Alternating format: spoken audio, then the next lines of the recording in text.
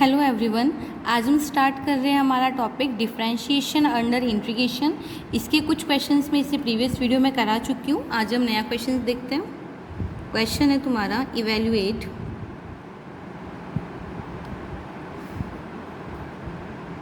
Zero से pi by 2 log 1 plus cos alpha cos x upon cos x d x. इसकी value हमें find करनी है। सबसे पहले हम क्या करेंगे, जिसकी वैल्यू हमें फाइंड करनी होती है उसको हम क्या करते हैं, आई कंसीडर कर लेते हैं। तो इसका सोल्यूशन देखो क्या हो जाएगा।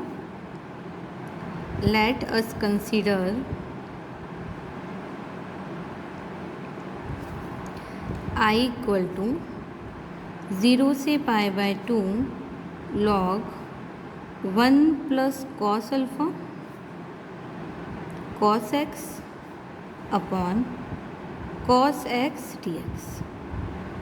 क्लियर है? यहाँ तक मैंने क्या कंसीडर किया, आई इक्वल टू लिमिट 0 से pi by 2 log 1 plus cos alpha cos x upon cos x d x. ठीक है, अब मैं क्या करूँ, इस आई का मैं क्या करूँ, अल्फ़ा के रेस्पेक्ट में डिफ्रेंशिएट कर दूँ। सो डिफ्रेंशिएट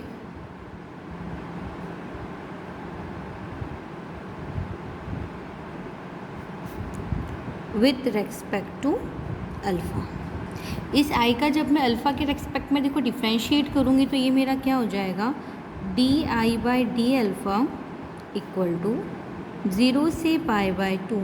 इसका डिफ्रेंशिएशन देखो क्या हो जाएगा, 1 upon 1 plus cos alpha cos x and ये हो जाएगा minus sine alpha cos x d x. Clear है यहाँ तक? अब देखो तुम्हारा क्या हो जाएगा, कॉस एक्स से कॉस एक्स कैंसिल हो जाएगा। ठीक है, यानी तुम्हारे पास टर्म क्या बचेगी, d I by d alpha equal to integration 0 से pi by 2 minus sine alpha upon 1 plus cos alpha cos x d x. Clear है यहाँ तक? अब देखो हमें एक ट्रिग्नोमेट्री आइडेंटिटी पता है, that cos x equal to हमारा क्या हो जाता है, 1 minus tan square x by 2 upon 1 plus tan square x by 2। ठीक है, ये हमारा क्या होता है, ट्रिग्नोमेट्री आइडेंटिटी होती है कॉस एक्स की। तो अब देखो कॉस एक्स की जगह पर मैं क्या लिख सकती हूँ, 1 minus tan square x by 2 upon 1 plus tan square x by 2। तो इसकी वैल्यू हम कॉस एक्स में रख देते हैं। तो देखो ये मेरा क्या हो जाएगा, d I by d alpha equal to 0 से pi by 2 minus sine alpha upon 1 plus cos alpha, और कॉस एक्स की जगह पे हम क्या लिख लेंगे, 1 minus tan square x by 2 upon 1 plus tan square x by 2 and d x. Clear है यहाँ तक? अब हम इसका एलसीएम ले लें तो ये मेरा क्या हो जाएगा, एलसीएम लेने पर ये हो जाएगा d I by d alpha equal to integration 0 से पाई बाय 2। एलसीएम लूँगी तो देखो ये ऊपर चला जाएगा, यानी minus sine alpha 1 plus tan square x by 2 upon 1 plus cos alpha 1 plus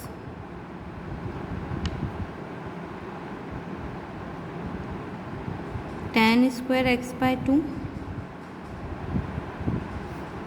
sorry, LCM लेंगे तो इस 1 के साथ जाएगा, यानी 1 plus tan square x by 2 plus cos alpha 1 minus tan square x by 2। यही बनेगा हमारे पास एलसीएम लेने पर। देखो इसका इससे 1 से मल्टीप्लाई हो जाएगा, पूरा अपॉन में आ जाएगा, ये टर्म तुम्हारी ऊपर चली जाएगी। ब्रैकेट ओपन कर लेते हैं तो ये मेरा क्या हो जाएगा, ये हो जाएगा तुम्हारा d I by d alpha equal to integration 0 से pi by 2 minus sine alpha 1 plus tan square x by 2 upon 1 plus tan square x by 2 plus cos alpha minus cos alpha tan square x by 2। ये term हो जाएगा। अब देखो हमें एक और trigonometry identity क्या पता है, that 1 + tan square x by 2 क्या हो जाएगा, सेक स्क्वायर एक्स बाय 2।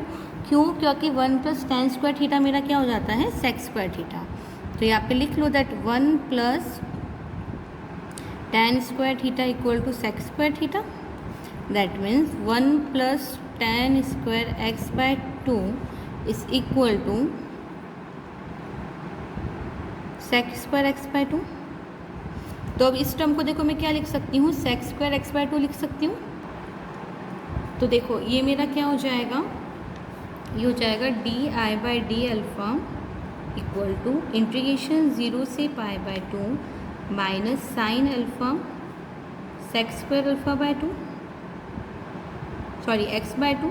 और ये हो जाएगा तुम्हारा, देखो इसको और इस टर्म का एक ब्रैकेट बना सकते हैं हम 1 + cos अल्फ़ा का। तो एक ब्रैकेट बना लो 1 + cos अल्फ़ा प्लस, देखो इस टर्म में से और इस टर्म में से क्या कर सकते हैं हम, tan square x by 2 common निकाल सकते हैं। तो tan square x by 2 common निकालने पर मुझे क्या मिलेगा, 1 - cos अल्फ़ा। क्लियर है यहाँ तक? अब मैं क्या करूँ, देखो एक आइडेंटिटी हमें और पता है कि cos थीटा को हम क्या लिख सकते हैं, 1 - 2 sin स्क्वायर थीटा बाय 2। ठीक है, तो सेम चीज़ मैं यहाँ पे cos अल्फ़ा के लिए अप्लाई करूँगी। तो क्या हो जाएगा मेरा, cos alpha equal to 1 - 2 sin square alpha by 2।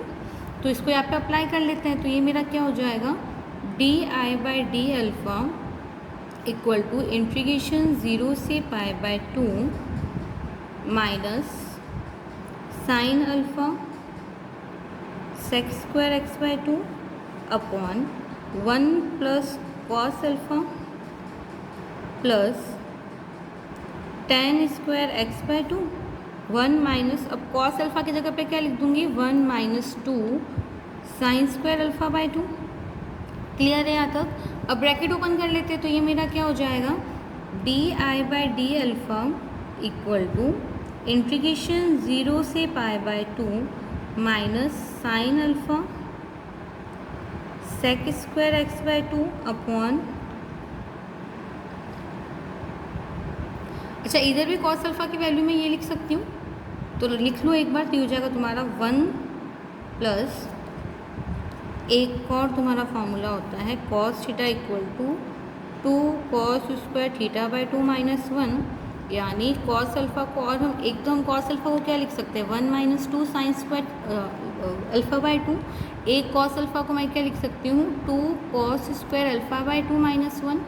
तो यहाँ पे मैं क्या करूँ, इसको लिख दूँ 2 cos square alpha by 2 minus 1 plus tan square x by 2, और ये तुम्हारा हो जाएगा 1 - 1 0 माइनस माइनस प्लस, यानी हो जाएगा तुम्हारा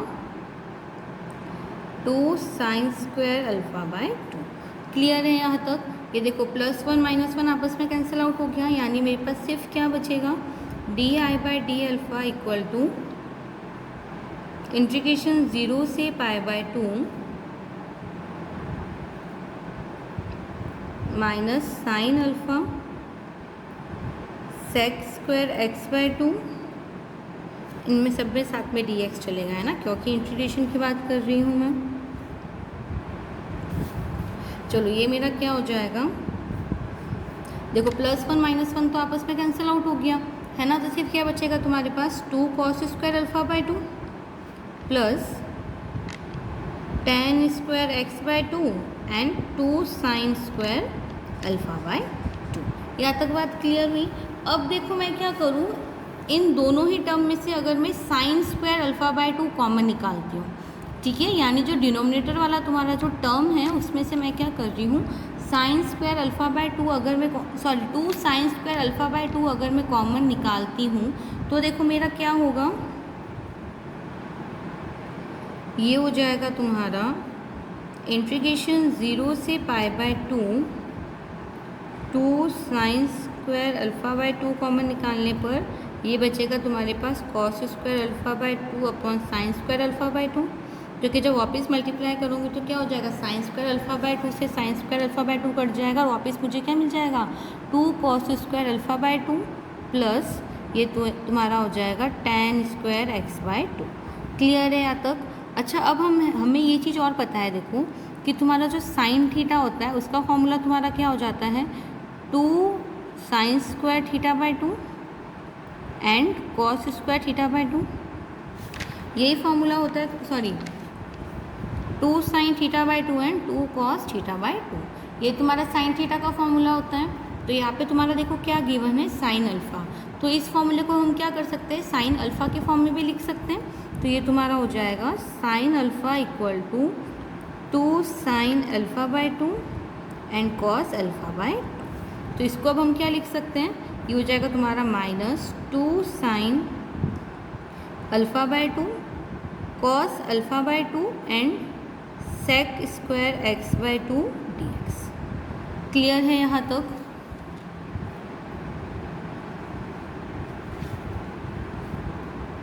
क्या किया मैंने, जो साइन अल्फ़ा था उसको एक्सपेंड करके क्या लिख दिया, 2 sine alpha by 2 cos alpha by 2, ये इसकी ट्रिग्नोमेट्री आइडेंटिटी होती है। तो ये तुम्हारा हो जाएगा -2 sine alpha by 2 cos alpha by 2 और sec square x by 2 as it is रहेगा। अपॉन में मैंने क्या किया, डिनोमिनेटर से 2 sine square alpha by 2 common ले लूँगी, तो मेरे पास ब्रैकेट में क्या बनेगा, cos square alpha by 2 upon sine square alpha by 2 plus tan square x by 2। यहाँ तक बात क्लियर है? अब देखो 2 से 2 कैंसिल हो जाएगा, एक साइन अल्फ़ा बाई 2 से एक साइन अल्फ़ा बाई 2 कैंसिल हो जाएगा, यानी नीचे सिर्फ क्या बचेगा, साइन अल्फ़ा बाई 2, एक पावर तुम्हारी कम हो जाएगी। क्लियर है यहाँ तक? एंड तुम्हारा cos theta upon sine theta देखो मेरा क्या होता है, कॉट थीटा होता है, ठीक है। तो तुम्हारा ये क्या हो जाएगा, cos square alpha by 2 by sine square alpha by 2 को अब तुम क्या लिख सकते हो, cot square alpha by 2, because cos theta upon sine theta equal to तुम्हारा क्या होता है, कॉट थीटा। क्लियर है यहाँ तक? तो देखो, तो ये देखो क्या हो जाएगा मेरा, d I by d alpha equal to 0 से पाई बाई 2, ये हो जाएगा cos alpha by 2 sec square x by 2 upon sine alpha by 2 and ये देखो मेरा क्या हो जाएगा, cos square alpha by 2 plus sine square alpha by 2 cot square alpha by 2 plus tan square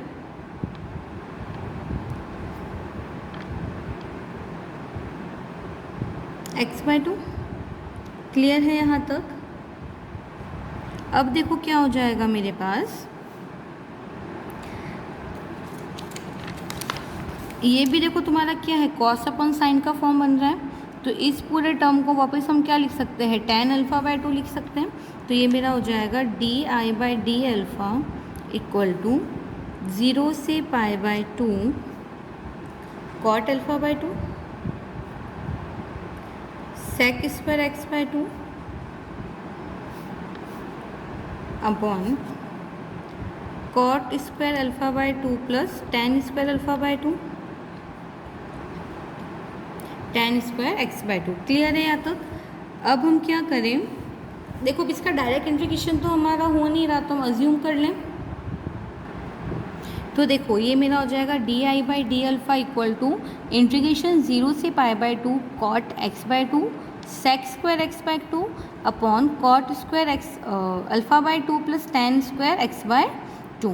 clear है यहाँ तक? अब हम क्या करें, इसका डायरेक्ट इंटीग्रेशन तो हो नहीं रहा, तो अज्यूम कर लो that let t equal to मान लो टेन एक्स बाई 2, तो तुम्हारा d t by d x क्या हो जाएगा, ये हो जाएगा तुम्हारा सेक स्क्वायर एक्स बाई 2 और एक्स बाई 2 का वापस करोगे तो 1 बाई 2। क्लियर है यहाँ तक? यानी 2 डी टी तुम्हारा क्या हो जाएगा, sec square x by 2 d x. यहाँ तक चीज़ समझ में आई? ठीक है। अच्छा, लिमिट हमारी किस तरीके से चेंज हो जाएगी, देखो x इक्वल टू 0 से t इक्वल टू 0 था ना, सॉरी x इक्वल टू 0 से पाई बाई 2 था, तो 0 रखोगे तो t तुम्हारे पास क्या आ जाएगा 0, और जब x equal to pi by 2 रखोगे तो t इक्वल टू तुम्हारे पास क्या आ जाएगा 1। यानी मेरी लिमिट अब क्या हो जाएगी, 0 से पाई बाई 2 की जगह पे 0 से 1। ये चीज़ समझ में आ गई? तो ये सारी चीज़ें मैं इसमें रख लूँ, तो देखो ये मेरा क्या बन जाएगा, ये हो जाएगा d I by d alpha equal to minus 0 से 1 cot alpha by 2 upon cot square alpha by 2 plus t square. देखो tan x बाय 2 को तुमने t माना है ना, तो ये तुम्हारा क्या हो जाएगा टी स्क्वायर, और sec square x by 2 dx की जगह पे तुम्हारा क्या आ जाएगा 2 dt। यहाँ तक बात समझ में आई। अब हम क्या करेंगे, चलो इसका मैं इंटीग्रेशन कर लूँ। अब तो 2 तो बाहर आ जाएगा क्योंकि मेरा कांस्टेंट है, तो तुम्हारा d I by d alpha क्या हो जाएगा -2 cot alpha by 2 1 upon cot alpha by 2 और tan inverse t upon cot alpha by 2। Limit क्या लग जाएगी 0 से 1। अब मैं क्या करूँ, इसमें लिमिट लगा लूँ। तो देखो लिमिट लगाने, अच्छा देखो कॉट अल्फ़ा बाय 2 से कॉट अल्फ़ा बाय 2 काट लो, फिर लिमिट लगाते हैं, हमारे लिए ज़्यादा इजी रहेगा, है ना। तो d I by d alpha तुम्हारा क्या हो जाएगा, ये हो जाएगा -2 tan inverse 1 upon t upon cot alpha by 2, limit 0 से 1। टर्म कैंसिल आउट कर दी तो लिमिट लगाना मेरे लिए और भी ज़्यादा इजी हो जाएगा, तो लिमिट लगा लूँ। तो ये हो जाएगा -2 tan inverse t upon cot alpha by 2 minus, अच्छा 1 पे लिमिट लगाओगे तो ये हो जाएगा तुम्हारा 1, ये हो जाएगा tan inverse 0 upon cot alpha by 2,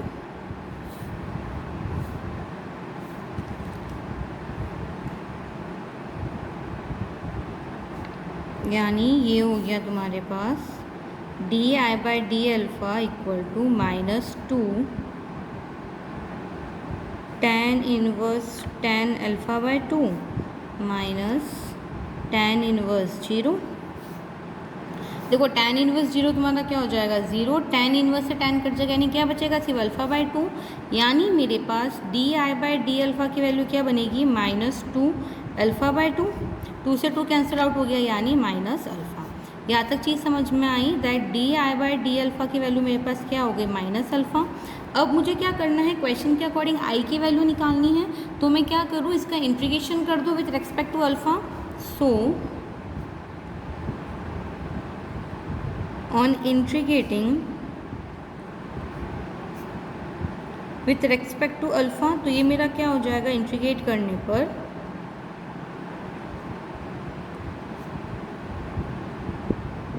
ये हो जाएगा तुम्हारे पास i equal to minus alpha square by 2 plus C. Clear है यहाँ तक। जहाँ पे c मेरा क्या हो जाएगा इंटीग्रेशन कांस्टेंट हो जाएगा, तो इसकी वैल्यू निकालने के लिए क्या कर लूँ, मान लूँ that if alpha equal to pi by 2, तो i इक्वल टू मेरा क्या हो जाएगा 0, that means c equal to क्या आ जाएगा पाई स्क्वायर बाय 8, है ना। देखो पाई का स्क्वायर करोगे तो पाई स्क्वायर, और ये हो जाएगा 2 का स्क्वायर 4, 4 2 ज़ा 8, यानी c की वैल्यू क्या आ गई पाई स्क्वायर 8। इस c की वैल्यू वापस इस इंटीग्रल में रख लूँ, तो i इक्वल टू मुझे क्या मिल जाएगा minus alpha square by 2 plus pi square by 8, या फिर इसको क्या लिख सकते हो 1/2 कॉमन निकाल लो, तो pi square by 4 minus alpha square, और यही तुम्हारा रिक्वायर्ड आंसर है। ठीक है, हमें आई की वैल्यू फाइंड करनी थी, हमने फाइंड कर ली, ये है मेरा रिक्वायर्ड आंसर। एक क्वेश्चन और करते हैं, इवैल्यूएट इंटीग्रेशन 0 से 1 x to the power alpha minus 1 upon log x, जहाँ पे अल्फ़ा की वैल्यू क्या है ग्रेटर दैन -1। तो सबसे पहले क्या करूँ, इसको मैं i कंसीडर कर लूँ, यानी i इक्वल टू इंटीग्रेशन 0 से 1 x to the power alpha minus 1 upon log x। अब मैं इस i का क्या करूँ, अल्फ़ा के रेस्पेक्ट में डिफ्रेंशिएट कर दूँ, यानी differentiate with respect to alpha. तो ये तुम्हारा क्या हो जाएगा, देखो d I by d alpha equal to integration 0 से 1 upon log x to the power alpha log x dx। Clear है यहाँ तक। देखो log x से log x कैंसिल आउट हो जाएगा, यानी सिर्फ क्या बचेगा इंटीग्रेशन 0 से 1 x to the power alpha dx। अब मैं क्या करूँ, इसका इंटीग्रेशन कर लूँ, तो ये देखो मेरे पास क्या आ जाएगा, di/d equal to x to the power alpha plus 1 upon alpha plus 1, limit क्या लग जाएगी 0 से 1, लिमिट लगा लो तो ये मेरे पास क्या बन जाएगा 1 अपॉन अल्फ़ा प्लस 1। क्लियर है यहाँ तक। ये तुम्हारी किसकी वैल्यू थी, di/d। अब मुझे i की वैल्यू निकालनी, तो मैं क्या कर लूँ, इसमें इंटीग्रेशन कर लूँ, यानी ऑन इंटीग्रेटिंग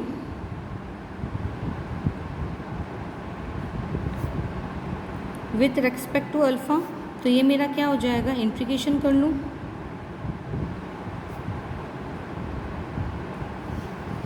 तो ये बनेगा i इक्वल टू,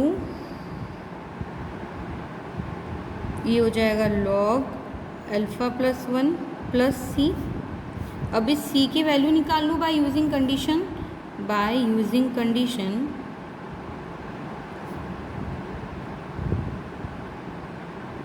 क्या, जब अल्फ़ा इक्वल टू 0 है i इक्वल टू 0 हो जाएगा, यानी c भी इक्वल टू 0 हो जाएगा। इस c की वैल्यू इधर रख लो, यानी i इक्वल टू मेरे पास क्या आ गया, log अल्फ़ा प्लस 1, और ये ही मेरा रिक्वायर्ड सोल्यूशन है। सो आई होप ये जो टॉपिक था तुम्हारा डिफरेंशिएशन अंडर इंटीग्रेशन, ये सभी को समझ में आ गया होगा। कल हम हमारा न्यू टॉपिक स्टार्ट करेंगे, integration under the sign of integration. ठीक है, थैंक यू सो मच।